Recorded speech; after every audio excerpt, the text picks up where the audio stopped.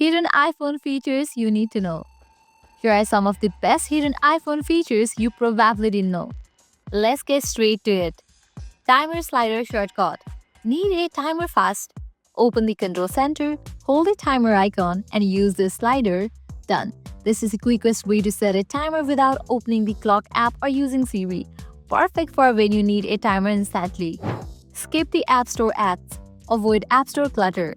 Long press the App Store icon, tap Updates, and skip the ads. No more scrolling through promotions and useless recommendations. This shortcut takes you straight to the important part, your app updates. Search in Photos. Looking for a specific photo? Open Photos. Type what's in the picture, like grass, bottles, any object, and find it instantly. Here, I'm gonna search for grass. This works for object, places, and even text inside images. Next time you are searching for an old screenshot or a dinner photo, just type a keyword instead of scrolling endlessly. Faster Siri commands. Don't say set an alarm for, just say 6 a.m. It will set it up for you. Want a timer? Just say 15 minutes. Siri gets it.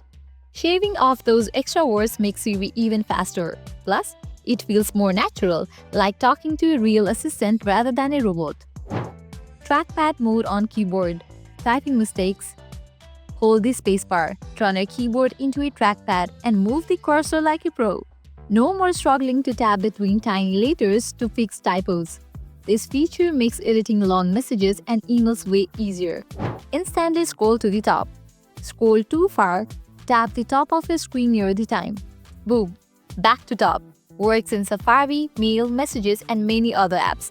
Perfect for quickly navigating long threads or articles without typing like crazy. Make any file a PDF. Want to make a quick PDF? Sure. Print, out. Now it's a PDF, ready to send. No need for extra apps or online converters.